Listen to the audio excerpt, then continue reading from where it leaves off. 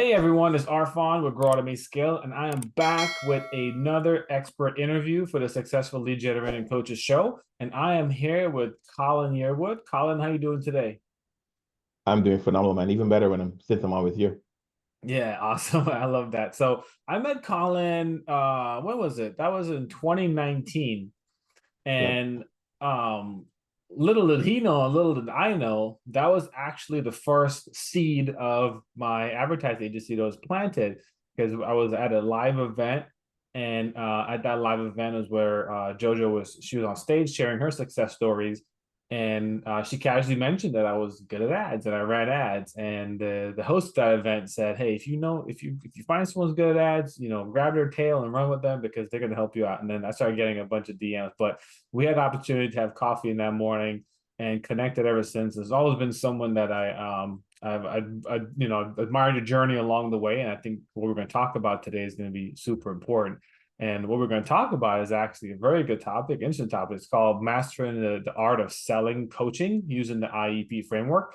So I know nothing about the IEP Framework, so we're gonna hop in and Colin's gonna break all this down for us. So I want to toss it over to you, man. Let me see. Let's start off with just can you just start telling us about a little bit about yourself, about your journey into coaching and sales, and like how you've really developed your expertise. And you use a unique term for sales. You don't just say sales; you say relational selling. So talk a little more about that too. I'm gonna toss it over to you to let us know about you. Awesome, man. Well, I've been coaching. First time I got paid for coaching was in 2013, but I feel I've Okay. been coaching most of my adult life. I always had an entrepreneurial bug with me. One thing that's unique, I think is unique about me, one of the first thing I ever sold online, um, in like e-commerce sense, was a toy called a Furby on Oh, eBay. I don't know if anyone remembers that I that know when the it first Furby came very out. well. Yeah. It was a hot toy, and that's how I got the bug bit me when it comes to entrepreneurship. But over the years, I realized I enjoyed coaching and helping people, and that's what I did in my corporate roles. A lot of middle management consulting roles I've Mm. had.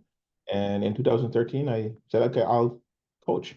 And I started out by just hosting offline workshops, and that's how I enrolled people into coaching.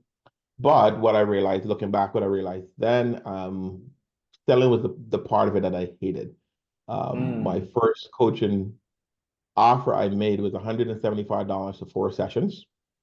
And it took me about 20 to 25 hours to deliver those 4 sessions because that Oh. person, yeah, right off the bat doesn't um, makes sense, right? But what happened there is a couple of things. I didn't have confidence or belief in what I was doing, in the value I was offering, even if I was worthy enough to charge $175. And because of that, I drove an hour away from where I lived to meet this person at a Panera Bread in Mm. between where we both live. Sat there with her for about 2 hours to over deliver, and then drove home. Drove home another hour, and then she would call me multiple times during the week. So it took a while to really deliver that coaching package, but that was my experience for the next 3 years, 2.5, 3 years. I Mm. was working Wow. very hard, but not making a lot of money at coaching. And people were getting results. That's the cool thing about it. People were getting results, but I wasn't seeing the kind of results that I wanted to see. So around late 2015, early 2016, I ran into someone on the internet. A guy named Ed Zimbardi became a good friend, a mentor, and he broke it down for me when I told him my big dream. He said, "Well, that's not going to happen if you don't learn how to sell." My big dream was to Mm. leave my full-time job, go full-time into entrepreneurship, and that was because he broke down the math. He's like, "Look, if you're doing this, it's best you stay at your job because you're not going to be able to do it on your own, charging those low fees." And we just Mm. explore why. And that's where my journey and my relationship with selling changed. Um, Before then, I was afraid to sell. I didn't see the value. I, didn't want to come off as salesy and people to feel that I just wanted the money. All those Yeah. internal beliefs that don't support you, didn't support me, and it doesn't support most people when it comes Mm-hmm. to really serving in a powerful way. So that's a summary of before I had that awakening on how sales could be one of the best things you can do, not only for yourself, but also for the people you're selling to. Yeah, I love that. And for anyone listening right now, a lot of our audience are in a broad spectrum of the range where they're still working 9 to 5, still building their coaching practice up and looking at, wanting to do that same thing, wanting to really be able to leave that 9 to 5, leave that corporate type of job and do something for themselves. And when you listen to Colin's story, it's something that we all go through, something that we do at the beginning without first realizing it. And sales can be a big roadblock sometimes for a lot of people Mhm. because a lot of us, we don't identify as a salesperson, we don't identify as a marketer, or so to say. If someone's doing life coaching, they're a life coach, right? So if you're listening, you're pursuing coaching and you're looking to do life coaching or health coaching or something like that, that's what you are, that's your identity. But we do have to take that role on, like, hey, sales is going to support us in doing this, right? So talk to us about relational selling, right? So that's the other thing that I found really interesting. What exactly is relational selling, and how does that really like, how is that different than the traditional sales approaches that we're probably used to seeing or have we think in our mind? Yeah. So with relational sales selling, I think it really helps coaches a lot because you can use a lot of your coaching skills to sell in that way. The traditional selling is more transactional. If you look at it as just numbers, get Mm, people in and out, hit the conversion rate, right? There is really a very transactional interaction of if they buy, great. If they don't buy, move on. Relational selling is more about planting the seed and building a relationship and understanding. My belief is if someone really wants my help and support, and either they don't see the value in what I'm offering right now, they don't have the belief that they can actually get the results I'm promising, or they're not sure about the mechanism that I'm offering. Now, that doesn't mean I write them off. That person is mm, in my pipeline for me to nurture and continue to develop a relationship with. And in my experience, many times I've had many clients come back years later. One story I always tell is I had three sales calls, and I really call them like coaching calls because I just have conversations with people, see where they are, support them if they need support. And this person wasn't able mm. to buy. I just give her some support, follow up with her, stay connected on Facebook, stay connected with my email list. And about 18 months later, she reached out to me and she said, "Hey, are you still coaching?" And I'm like, "Yeah, of course I'm still coaching. This is not a hobby." And she said, "Hey, I'm ready to get started." And then the next question is your fees the same as you told me? I'm like, I don't even remember what I told you. I had to go back and I look. Good thing I have Zoom cloud storage. So everything I do on Zoom is stored in the cloud. I went back and I look like, whoa, my fees are not that anymore. But because Yeah. But because of the relationships I developed with her over that period of time, when she was ready to move forward, right, Hmm. she came back to me. If I just treated her like another number, like a Hmm. transaction, more than likely she would not have come back to me, right? And that's Hmm. just one instance of situation of enrollment process that I've had. Most of them, let me put it this way: the best salespeople close at about 15 to 30%. Right? Mm. What I mean, out of every 100 calls they have, they may enroll between 15 and 30 people. If you're enrolling 30 out of 100, you're basically going to the Baseball Hall of Fame. You're batting 300, right? Yeah. And you're like a top salesperson. So that means there's 70 people who didn't buy. Hmm. I think it's our duty, especially as coaches who are looking to serve and make a difference in people's lives, stay connected with them. And there's so many Yes. ways we can stay connected and serve them and develop that relationship. And yeah, we want them to buy from us because we know we have the best results. We have the best option for them to succeed. So it's in our interest to cultivate that relationship and nurture that relationship on to the point where you can serve them, or maybe in situations where you may refer them to someone else. So to me, Hmm. relational selling is basically focusing on the relationship, not a transaction, focusing on serving people in a powerful way now and maybe sometime in the future if they don't say yes. But most importantly is not looking at people as just another number, just another call, just another statistic. Yes, yes. I'm glad you mentioned it. You said a lot of great nuggets and value drops in there. And I'm not sure if you realize it or not, but you said quite a bit there, especially for those listening, kind of even looking at that statistic of the 15 to 30%, the close rate on that, right? There's often so much where, yeah, when someone says no, they get discarded. They kind of go into the discard pile of like the abyss of never in Yeah. contact again, so to say. And it's a missed opportunity because when we look at it, we're really building a coaching business. The key word there is business, and with business, Hmm. you have your short term and your long term. And Yep. one thing I use is with advertising is always, going to a cold audience. There's typically only the 2 to 3% of the audience that's ready, willing, and able to buy in that exact moment.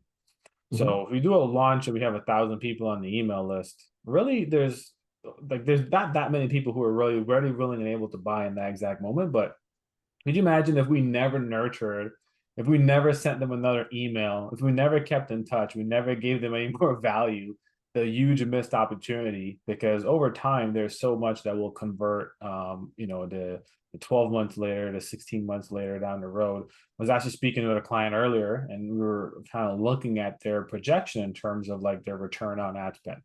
And what was really interesting is we worked long enough that we were actually able to look at the 12-month return on ad spend.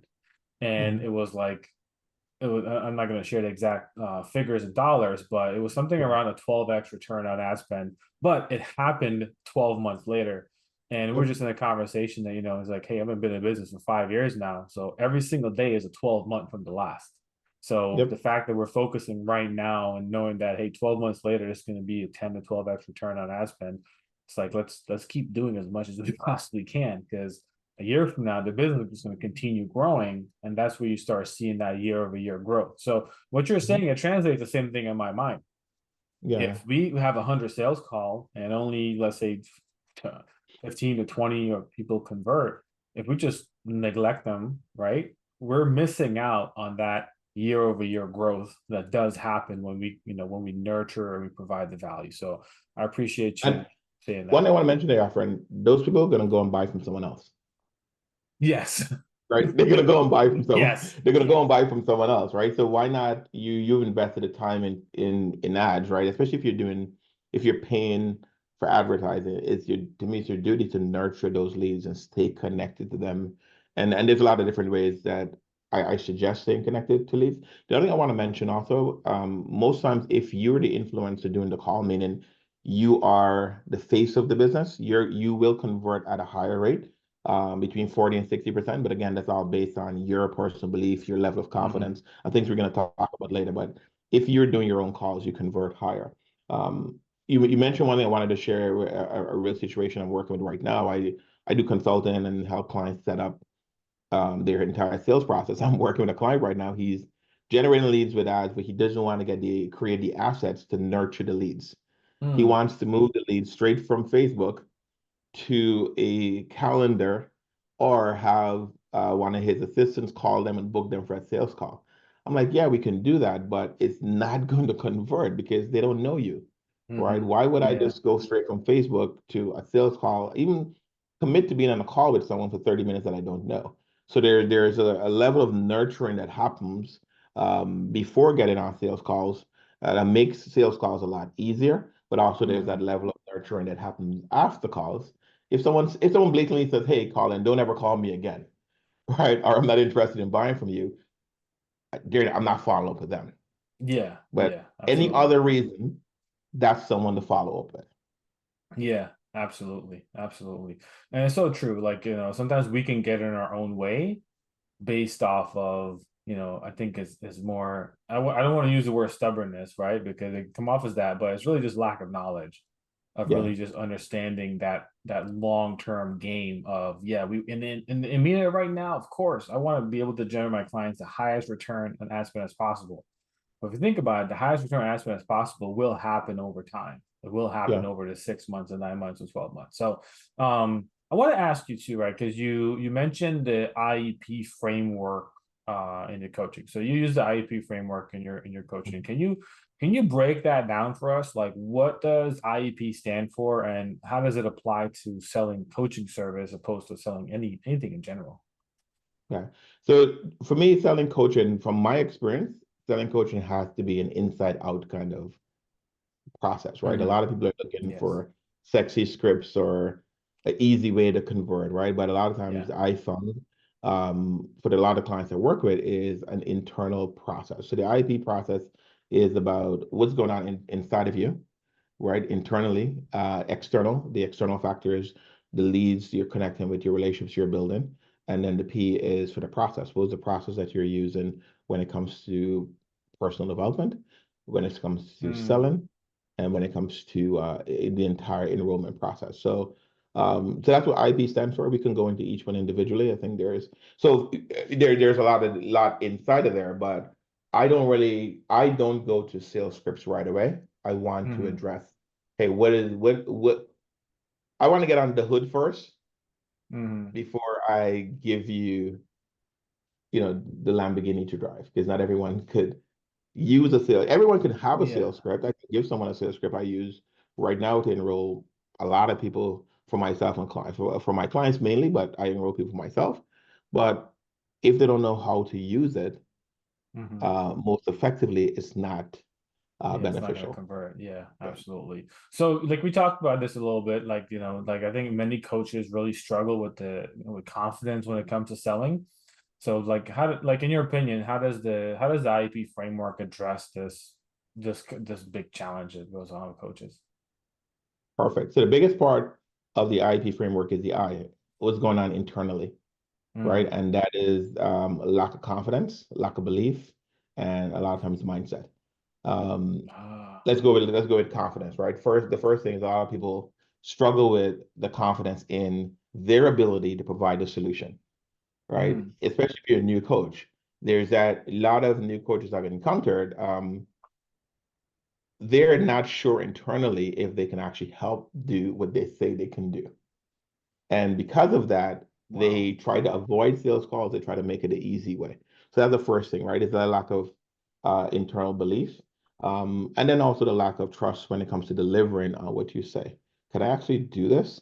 Mm. A couple solutions that I always share is use yourself as a case study. To me, one of the easiest ways as a coach is if to be successful at selling is, did I actually create these solutions to myself? Hmm. And if you're able to look at I'm able to create those solutions myself, there's an uptick in your level of confidence, right? Um, the other thing is wondering if the solution they're offering is enough, right? We always Yeah. I think many coaches try to over deliver when it's not necessary, because they want the client to get the results that they want the client to have, not realizing Hmm. because of coaching, clients create the results they want, Hmm. right? So a lot of times, okay, am I giving enough? Oh, I need to have more. And the confidence in is my solution complete enough? We never know if the solution is complete enough until you actually get in with people, real people, and Yeah, allow so them true. to let you know if it's complete enough. And the other thing too, I think with confidence, when it comes to the internal aspect and confidence that affect coaches when it comes to selling, is the belief that they need to know all the answers, right? I Wow. need to be able to know. I mean, and whatever question they ask me, I need to have the answer.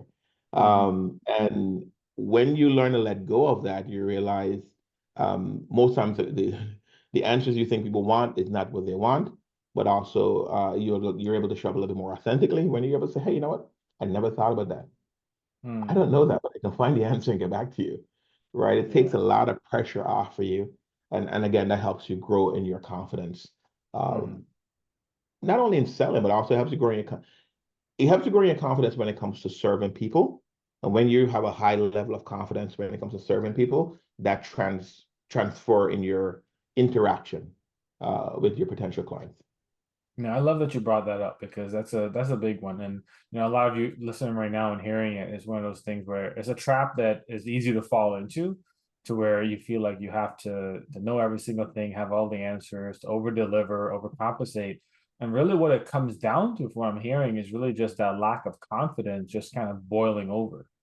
And it's Yeah. making it to where it's got to come off a little more. I think also, and you can correct me if I'm wrong, I'm gonna ask a question to you. So Mhm. um so with the lack of confidence and just kind of changing this around, how can coaches more effectively, like, just really communicate the value of their service without coming across as pushy or salesy, because that's always the biggest thing. It's like, well, I don't want to do sales because I'm going to be pushy or salesy. Well, it kind of sounds like that lack of confidence is making it come off that way because they're trying to Mhm. overconfidence. So how can they more effectively communicate the value of their service without coming across as pushy or salesy? I'm going to answer that, but I want to just address the first part, coming off of pushy and salesy. That's a belief that's been forced onto us by Mm. bad salespeople, by our parents, or by movies, because movies never show salespeople being like kind and sincere and caring, Yeah, right? It's that's always the true. guy trying to get over on you, right? So there's a lot of Mm-hmm. that. That's a belief system that's been forced onto us. I've had both sales experiences where, and being in sales, I love talking to salespeople and I love engaging in the sales process. And I can see why people feel that way because there's some salespeople really don't. Guys knock on my door and I try to engage them in a conversation. They don't care. They have to get to their points and they want to move on, right? If I Mm-hmm. say no, I'm not interested right now, but walk away without me even acknowledging me, right? But Yeah. but here's the thing. I think so. First, we got to work on understanding you are not that person. You can create the sales experience that you want for everyone you encounter, right? And Mm-hmm. getting out your head allows you to create that experience. So how could you communicate the value? The process is not a very sexy acronym I've created. It's called the FTBB process. FTBB FTVB. is Okay. FTBB, right? The first part is the feature. F is for the feature. What is it that you give to the client?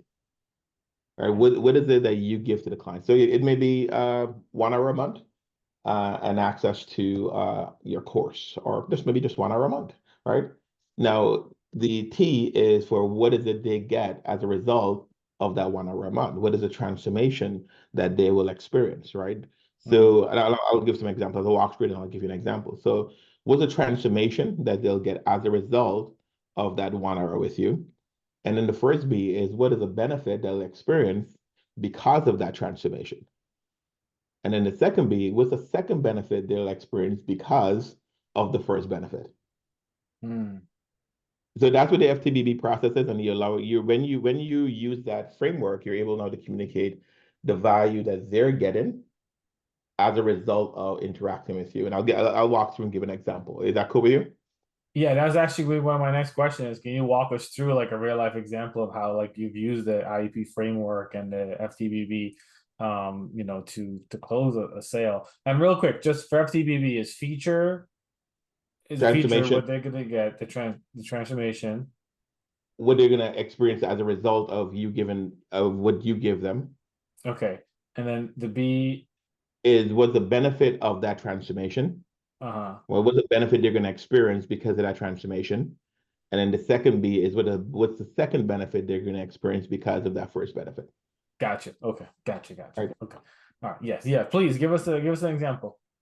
So let me give us some framing to this. So what normally how it happens, right, is most times coaches spend a lot of time on the features. They're going to list out 50 features they're going to get and talk about how awesome those features are from their perspective, right? And Mm-hmm. that's where the conversation ends. So you want to sign up now? Yeah. They you have you haven't really enrolled them into how those features are going to help them. So what the FTBB process is here's an example of it. I'll do myself sales coaching. What we're going to do is we're going to work together for 1 hour, like 90 minutes once a month.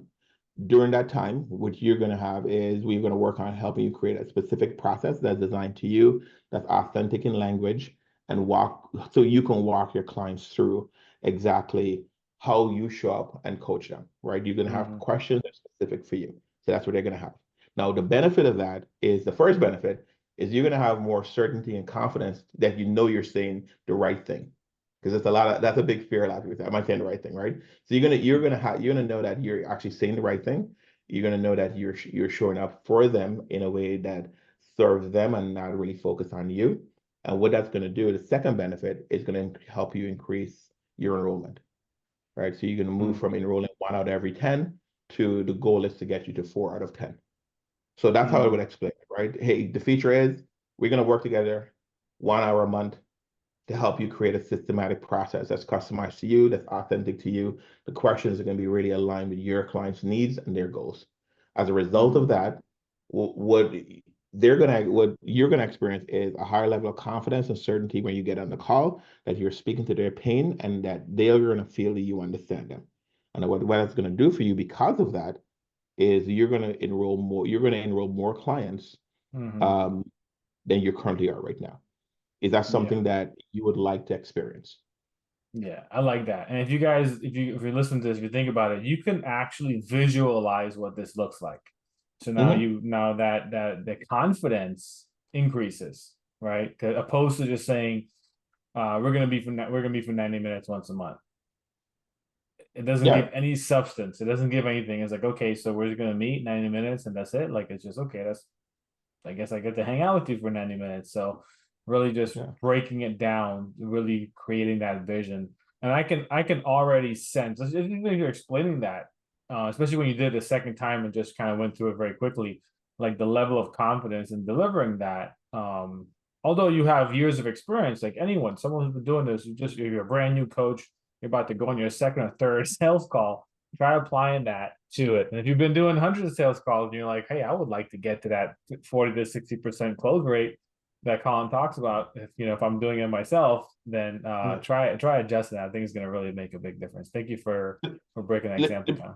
let me just share something around that also. One of the things that helps with that entire framework there, the FTBB framework process, is practice. Definitely, I don't think a lot of people do when they think about sales, right? There's really Mm, no, you spending time practicing.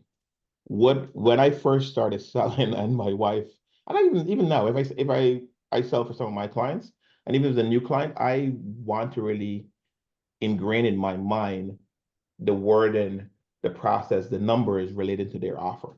So I would walk mm. around the house and I would actually go through that process out loud. As I'm driving with my wife and she's like, "What do you?" I'm like, "Oh no, I was just going through the process with this client." So it is writing it down, rehearsing it over and over and over, right? Like, and it Mm. becomes second nature. Because just imagine saying it for the first time on a call, you're gonna fumble all over yourself. But if you said it Yeah. already 10, 15 times in the mirror, and I recommend doing it in the mirror, you stand in the mirror, you say 10, 15 times, you'll feel a little awkward, you'll feel a little weird. But when you get onto a call, it becomes second nature Hmm. as you go through that process. The other thing I wanted to share with that, I just went through it, and I would love to go through it again in a way to I think will help the audience even better because it was all about me in that, me explaining it there. How I would Mm. normally go through it, I have pauses and I have the client interact with me. So how would Okay. look is, hey, perfect. Here's how it would look is hey, you know what you're gonna do? The person say, yeah, I want to work with you. Perfect. What we're gonna do, we get together for 90 minutes a month, 90 minutes once a month. Is that good with you? Yeah. Perfect. And then I'll go on to the next. Perfect. So during that time, we're going to break up that call into three segments. The first segment, we're going to work on really identifying where is it that you're lacking confidence in your sales process. Would that be helpful? That sounds like it. Yeah. Perfect. Then the second thing we're going to phase into is really how to develop authentic language around your questions and your responses in that sales model. Would that be helpful for you? Absolutely. I need that. Perfect. And then after, and the last thing we're going to work on during those 90-minute sessions is some rehearsal. We're going to role play. I'll be your client. You can get a chance to rehearse that process. Do you feel that would actually help you be more confident on your calls? Absolutely. Perfect, man. So now what's going to happen as a result of us working on those three areas over the next 6 months, you're going to have an increased level of confidence, which will allow you to show up more authentically and connected on your calls. Is that something you would like to have more of? Oh, of course. Of course. Nice. And the big benefit of that is you're going to enroll more people so they can actually get the results that you're offering them. Um, as you think about the entire process that is shared there, what would be most valuable to you? Uh, like all of that really, but the biggest thing is just really having that confidence. Awesome, man. So that's the process we're going to work on week in and week out for the next 90 days. Anything that, and for the next 6 months, anything that comes up, we can address it as needed. Any other questions to me? No, I think we got it covered. Perfect. So that's how I would deliver that, where I'm interacting with them, having them think about, wow, okay, this makes sense. Hmm. Okay, I would Yeah. like to have this. So would that help? Would that helpful? You think that'd be helpful for the audience? Oh, I think that's guaranteed helpful to the audience. And I think one of the big reasons why is like being able to see that or hear that, even see it or hear it, depending if you're watching this on YouTube or listening on a podcast, Mm. being able to hear that happen can really just allow to slow things down. Because one of the key things I want to point out there, what Colin did is when he took those pauses to ask me, right, to really get my feedback, that also really sets it up to make sure that I understand what is being delivered. Like I have a clear understanding of how this relationship is going to work, and that there is, and then I'm the one saying that this is going to be valuable. Like he's not telling me this is going to be valuable, right? As you can sometimes imagine a salesperson would do. Like, hey, this is so awesome, it's so valuable, it's worth so and so much. No, none of that happened at all. I was the one who said this was going to be valuable. I was the one that said, out of everything you said, this particular area is the one I find most valuable. So you automatically build a high level of trust and rapport in that approach. So thank you for breaking that down. I think that's extremely helpful. And the other thing that does what that does, it reduces the buyer's remorse Mm-hmm. because you were involved in the Very true. process, not me spending a lot of time convincing you about what I'm doing and how awesome I am and how awesome results you're gonna get, right? Is a lot if it's done usually that way, I jokingly call on a master class, I do the spray and pray method. It's where you Yeah. just spray a whole bunch of dreams and possibilities onto people, tell them how awesome they are. And because Mm-hmm. of that, people, a lot of people in a row, as soon as they get off the call or a little bit later, they may realize, wow, I don't understand how this works to me. And that Mm-hmm. increases the possibilities of you getting someone to send you an email and say, you know what, I have second thoughts. I'm not going to move forward, or can I get a Mm-hmm. refund, or things to that effect. Or even if they continue, there's still a struggle with them trying to understand how does this going to help me get the results. So I personally Yeah. find that process helps minimize refund requests, but also increase uh, my clients' participation in the process. They're excited to be a part of that process. Yeah, I also feel when you do a spray and pray, which you just described, it also leads to a lot of people ghosting you. So if you're ever wondering where you've had calls and all of a sudden someone is like they don't hear from you anymore, it's because like sometimes people they feel a certain way telling you no after there was a level of Mm. excitement and they kind of gave a little bit of a commitment. But now after processing it for a little bit, and they're like, wait, what the heck did we even talk about? I have no idea is where they can ghost you. So definitely slow it down, get the buy-in from the salesperson and something, Colin, that I really feel that you do, and I think you mentioned this somewhere, before we got the interview, is that you introduce a lot of mindfulness in your approach. Like mindfulness is Yeah. like is a really like a key component in your approach. So, how do you incorporate, and I think probably a lot of what we did was, part of this, but how do you incorporate mindfulness practices into the sales process? So sales all starts with you. If you don't have a high level of belief, confidence, and certainty about yourself, what you do, the right mindset, it doesn't matter what script you're going to get. You may get lucky and make a few sales, but it's not going to be Mm-hmm. something that you do over a long period of time. So it's really Mm-hmm. dialing back into, okay, what are my fears about selling? What are the things that I feel people are going to think about me as I try to sell, right? And really identifying those things and work through it. Identifying where you lack confidence is the first thing we talk about, right? Mm-hmm. And just being honest with yourself. On a scale of one, the easiest way to be honest with yourself is rating yourself in different components on a scale of 1 to 10. On a scale of 1 to 10, how confident am I about this offer?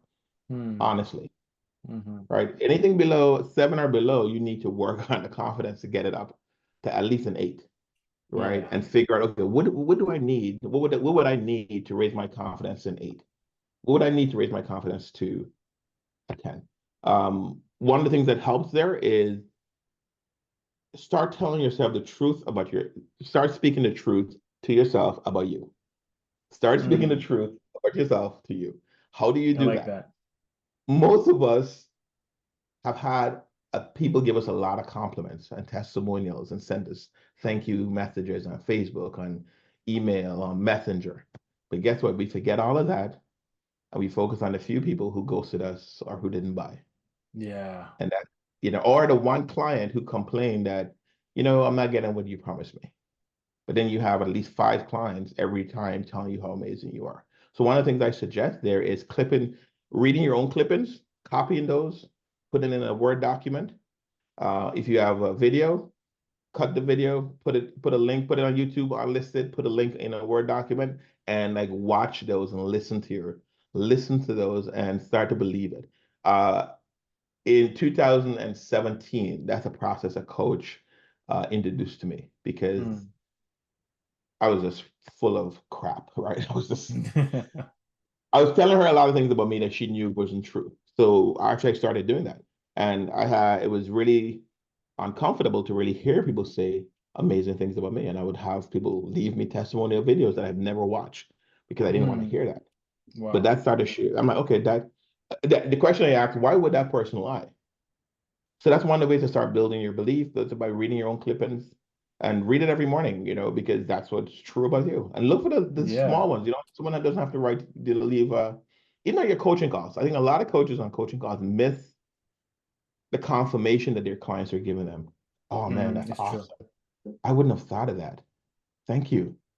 Now we're expecting a full-blown 2-minute testimonial, but that is like a testimonial in the moment, Yeah, right? So absolutely. reading your clippings is the first thing I'd recommend as to build your confidence. The second is really identifying your beliefs. What do you believe about sales? What do you believe about money? What do you believe about money? I repeat that. What do you believe about money? Yeah. You'll have a lot of issues about money, Yes. especially in coaching, um, with the comparison. I had some of my clients sell coaching programs anywhere between $15,000 and $50,000.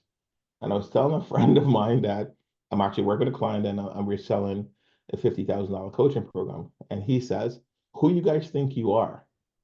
I'm an attorney and I don't even make $50,000 every 3 months. And he was putting all that on me because the program was a 3-month coaching program, but you have a year access to certain other assets, right? Yeah. Just imagine you saying that to someone who is not sure what's selling. All of a sudden, it just blows your mind up, right? You're comparing your rate to what the perception in the world is. Oh, that's too much. I shouldn't charge someone $1,000 a month. I shouldn't charge someone $2,000 a month. Is that true? When you do the FTBB process, as we talked about before, and you really look at the value that they're getting based off of the transformation and the benefits, you'll see it's absolutely worth it. So it's Yeah, understanding your absolutely. beliefs about money, um, your core beliefs about who you are. Are you the kind of person that would rip someone off? Is that true about you? Are you the kind of person that would say anything to make a sale? Is that true about you, right? Like really identify what your core beliefs are. So there's two things. A book I'd recommend, it's called Secrets of the Millionaire Mind by T. Harv Eker. Yeah, it's a great one. Totally shift my personal beliefs about how I saw money, helped me identify some of the patterns that were ingrained in me because of childhood and where I grew up and all that stuff, right? So that's Yeah. the second thing, really freeing yourself about your beliefs. So it's confidence, beliefs, and then the third one is your mindset. Are you the kind of person that I hate selling, so I'm not gonna sell? Who's that serving? Right? Are you the kind of person like look at the challenge, like, you know what, I don't like selling, but how can I become better? That's a great I reframe. yeah, you definitely reframing it, right? It's like, oh wow, I've gone 0 to 10 on calls, discovery calls I've done on sales call. Okay, am I going to quit or how can I get better? What am I go back and review those calls if you're recording them? Go back and take notes, right? A process I'll share that I recommend after every sales call is doing this. I call it the 3-2-1. I learned it from a mentor, and you can look on the internet. 3-2-1 for I think it's called for follow up for I think it might be called for follow up. But it's three things that you like about the call. Three things you did well, Mm-hmm. 2 things you could do better, and 1 thing you like best. I like that. Right? If you do a 3-2-1, you'll always, oh wow, I did that well. Usually, if you don't think about it, we normally would have a list of 10 things we did wrong. Yeah, exactly. One thing that we really like with your. So you want to really focus in on, okay, what did I do well? Okay, how can I do more of that? What are 2 things I could have done better? Okay, how can I fix that the next time? And what's the thing that really excited me about the call? Okay, I'm gonna lean into that. So those are a couple ways of like start developing a mindfulness around selling. Because when you're clear on your level of confidence when it comes to serving people, when you have the belief that actually, yo, people need what I'm selling. That's actually every day I get on a call, I'm like, people need this, Yes, right? yes, People yes. people need this. People need what I'm selling. And my mindset is like, I'm gonna do whatever I need to do to serve them. If they buy, great. They get the solution right away. If they don't buy, I'm gonna stay. I'm gonna follow up. I'm gonna make sure I continue to serve them. With that, I think embolden yourself to really Mhm. become better selling, become um, amazing now in the sales conversation. Yeah, absolutely. And for those who are listening who identify as overthinker, when you have a sales call afterwards, you're definitely thinking constantly of like, oh, I should have said this differently, I should have done that differently, this or that. Like really taking that, I feel like that can really play a role in like taking that pressure, that own self pressure off of I need to Mhm. perform a certain way on a sales call versus making it relational, just having a conversation and taking that pressure off. So I love that. So I'm just about my time for having you for sharing all your wisdom with us right here. So a few more questions, and then we're gonna wrap up here. Um, Rapid fire. What's the 3 to 4 to 5 most common mistakes you see that coaches are making right now when selling their services? Making the assumption that their personality, their excitement, and their credentials is going to close the deal. That's one. Ah, That's number one right after the bat. Second is getting on calls and making the call all about them. Right. I mm, think those first two go together. Right. And mm-hmm. getting on calls and making the call all about them. And third is the lack of follow up or being the lack of. Third, I'll say the lack of follow up, but I'll also add the lack of being flexible. Ah, And what I really? mean by that is your offer is your offer, but there is room to dance, right? In your Mm-hmm. offer, in your pricing, you should have room to dance because someone may not be able to invest $5,000 um, in one number one, but they'll be able to start at 3,000. Mm-hmm. If you're able to have flexibility in your pricing and be able to dance in that pricing, you'll enroll more people, help more people get results, and ultimately make even more money. So those are a couple of things. I love that. That's awesome. And thanks for also sharing what to do instead. Um, how okay, so you've been in this since 2013, really just in the online bug bit you, and you've been in this world for over 10 years now. Not a lot of people could say that because it can be challenging.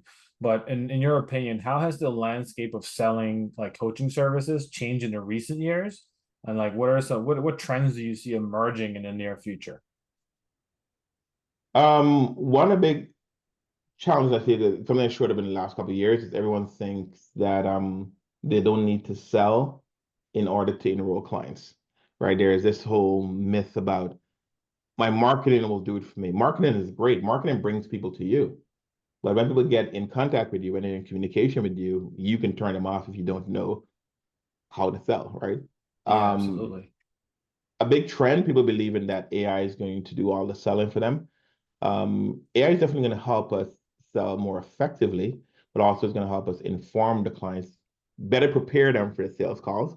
But the belief that you're not going to have to get on a call and have a conversation with people about money, Hmm. um, to me, is a little bit of a far-fetched dream, right? I don't Yeah. see there are some coaches that could do that because their branding and their standing in the marketplace is so high, right?